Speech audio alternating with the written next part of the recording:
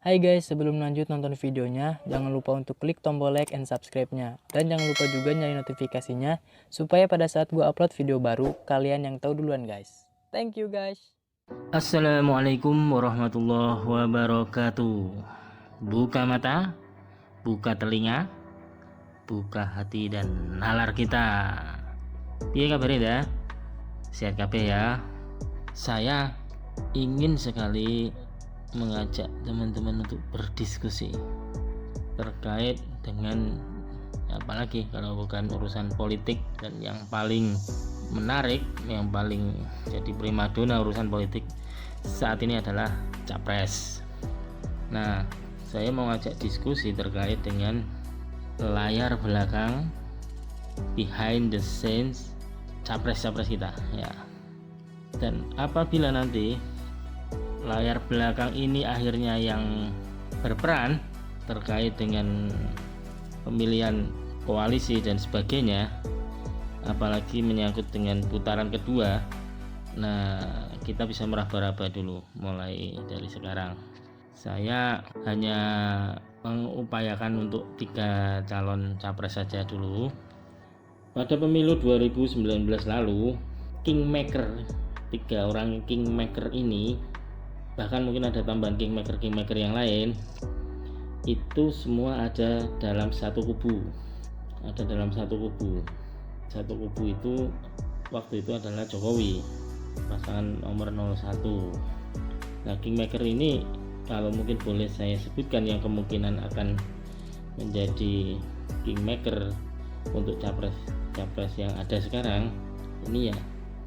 Yang pertama adalah Surya Paloh. Tahun lalu beliau ada di kubu Jokowi Ma'ruf Amin. Tahun ini dia ada di belakang Anies Baswedan. Yang kedua Megawati Soekarno Putri. Tentunya dia ketum parpol yang punya klaim terhadap petugas partainya dia untuk dicalonkan. Tahun lalu ada di Jokowi Ma'ruf Amin. Tahun ini ada di balik atau di belakang Ganjar Pranowo. Ada yang menarik, tahun lalu ini di belakangnya nggak ada kingmakernya. Maksudnya kingmaker itu pemain yang tua lah, yang senior itu nggak ada. Pak Prabowo itu waktu itu ya beliau pemainnya sekaligus kingmakernya, dan dia juga support dananya kan gitu. Jadi istilahnya sih main one man show waktu itu. Jadi akhirnya kalah dengan yang kingmaker bergabung langsung di satu tempat, yaitu Jokowi Ma'ruf Amin. Namun saat ini kemungkinan ada satu kingmaker yang dulu di Jokowi sekarang ini main untuk Prabowo, di belakang Prabowo. Siapa dia? Dia adalah Luhut Binsar Panjaitan. Nah, keinginannya Luhut Binsar Panjaitan yang hari ini terejawantahkan dalam tindakannya Presiden Jokowi ini memang pengennya mengarah ke Prabowo. Namun karena Jokowi ini adalah petugas partai, maka mau tidak mau, suka tidak suka ya harus kembali ke kandang banteng kan begitu. Sehingga hari ini Prabowo belum tentu juga dapat support secara elektoral dari presiden, karena dari Jokowi sebagai kontestan pemilu tahun lalu yang sekarang sudah tidak bisa ikut lagi, makanya belum tentu dapat endorse. Sehingga Prabowo ya berkali-kali akhirnya seperti layan putus, tarik ulur lama-lama putus beneran gitu. Nah, kita ingin melihat sisi dibalik semua layar depan. Kita coba ulas, kita coba kuliti ya, mungkin walaupun tidak seperti mengkuliti kambing di saat kurban, tapi paling tidak kita dapat sisi dalamnya dikit, kita bedah sedikit dari sisi dalamnya sehingga kita tahu apa, oh isinya seperti ini. Yang pertama saya akan bahas terkait dengan Bu Mega ya, Megawati Soekarno Putri. Bu Mega ini yang pertama memang beliau ketum parpol, dan ternyata Ganjar Pranowo memang sedari awal sudah tidak bisa, dalam bahasa Jawa itu dijaga itu apa, diharapkan oleh Jokowi untuk bisa keluar ya, maksudnya keluar itu bukan keluar dari parpol, parpol yang membesarkan dia, tapi maksudnya keluar dengan bahasa yang independen, tidak hanya sekedar menjalankan keputusan parpol saja, namun bisa akhirnya dari situ dengan diserang-serang terus oleh konsultan survei, lembaga-lembaga survei itu, sehingga akhirnya mau tidak mau persis dengan caranya seperti Jokowi waktu itu, mau tidak mau Megawati mengikuti Ganjar Pranowo karena sudah dibesarkan terus oleh lembaga survei. Seperti saat Jokowi mencalonkan diri sebagai presiden 2014, mau tidak mau, suka tidak suka, Megawati akhirnya memilih Jokowi sebagai capres waktu itu. Karena apa ya, digoreng terus sama lembaga survei, dan di belakangnya siapa waktu itu? Ya kingmaker yang lain, di belakangnya itu ada kingmaker yang lain. Dulu sebelum Jokowi dicalonkan siapa-siapa, yang pertama kali mencalonkan itu justru Nasdem, Surya Paloh. Dia menangkap peluang itu. Dan yang perlu diketahui, Surya Paloh ini, Nasdem itu adalah satu-satunya partai yang memiliki database big data yang waktu 2014, 2019 itu sudah menunjukkan Jokowi yang akan menang. Dan akhirnya terjadilah gelombang itu terjadi. Akhirnya Megawati mau tidak mau mengikuti apa kata survei, apa kata lembaga survei, apa kata dari partai-partai yang sudah mencalonkan Jokowi waktu itu. Terus yang kedua juga, Jokowi waktu itu kan tidak terlalu menghujam di PDIP, dalam artian begini, dia tidak pengurus teras PDIP, dia pernah menjabat sebagai wali kota 2 kali, memang kader PDIP, cuman tidak pernah yang menjadi pengurus berapa tahun lama berkarir di PDIP dari nol segala macam, tidak yang seperti itu. Kalau Ganjar Pranowo dari awal memang beliau kader GMNI, lalu berkarir di PDIP, masuk di pengurusan, kalau akhirnya jadi anggota Dewan DPR RI segala macam, terus jalan terus seperti itu. Makanya dia tidak mudah untuk keluar jalur, itu tidak mudah karena memang sudah terbiasa dengan organisasinya. Dan untuk keluar dari organisasi itu, untuk bertaruh keluar dari organisasi itu, dia mungkin juga tidak sanggup melakukan. Jadi makanya pada saat diharapkan oleh Jokowi untuk bisa menarik gerbong PDIP masuk, bukan akhirnya masuk ke gerbong PDIP, nah, itu tidak terlaksana akhirnya, karena itu ada hal yang tidak dihitung oleh Jokowi waktu itu. Jadi akhirnya dalam bahasanya Rocky Gerung, Power Ranger-nya Jokowi waktu itu hilang dan dirampas oleh Mega, sehingga memang itu akhirnya ya Jokowi yang mungkin hari ini tidak bisa mengendalikan, maksudnya yang mengendalikan ya pure semua dari partai politik. Nah, kita bahas yang lain, ini adalah Luhut Binsar Panjaitan yang beliau ada di belakang Prabowo saat ini. Yang pertama karena memang beliau komandannya dulu, terus yang kedua sudah bersama dalam 5 tahun terakhir ini menjadi menterinya Jokowi, lu seniornya sekarang jadi sama-sama menteri, dan Prabowo menunjukkan loyalitas yang tinggi sekali kepada Luhut Binsar Panjaitan. Yang kedua, Prabowo tahu persis Jokowi hari ini bisa seperti ini karena di belakangnya adalah Luhut Binsar Panjaitan, ya kan? Jadi Luhut pun juga mempunyai kepentingan, dalam artian hari ini dia harus mengamankan banyak hal terkait dengan bisnis-bisnis yang sudah dia jalani, sehingga jangan sampai kepentingan-kepentingannya dia ini terai-berai pada saat nanti presidennya tidak bisa dia pegang.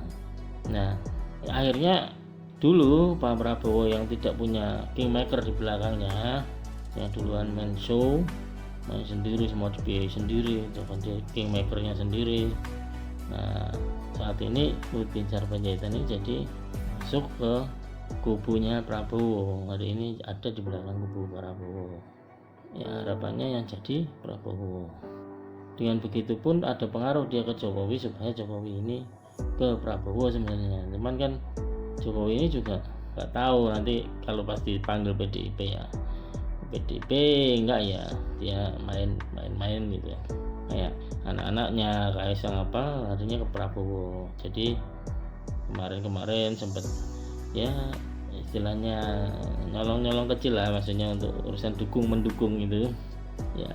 itu sinyal yang sangat kuat sebenarnya bahwa instruksi itu sebenarnya dari mana. Kalau pertama nggak mungkin Jokowi menginstruksikan sendiri semua itu, karena ya dia tahu dia akan perang kepentingan di dalam dirinya, karena dia orang PDIP, dia presiden, selain itu juga dia dekat sekali dengan Luhut bin Sarpanjaitan. Jadi ya akhirnya ya jadinya gini, semua setengah-setengah, tarik ulur, akhirnya ya saat ini ya kembali ke kandang banteng kan gitu.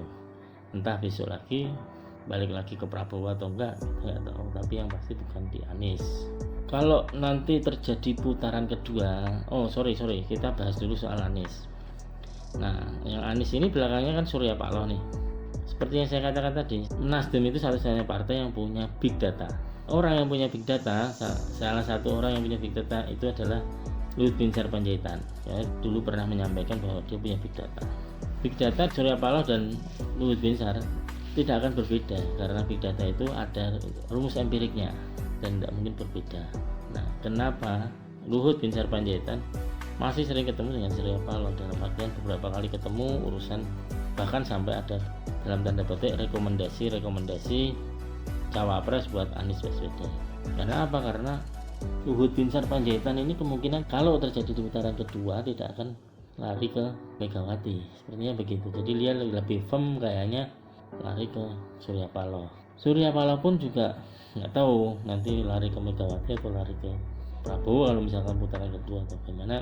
Kalau menganut apa disampaikan direkturnya Polmark Saifullah Fatah itu, kemungkinan Ganjar akan jadi pemenang di putaran pertama.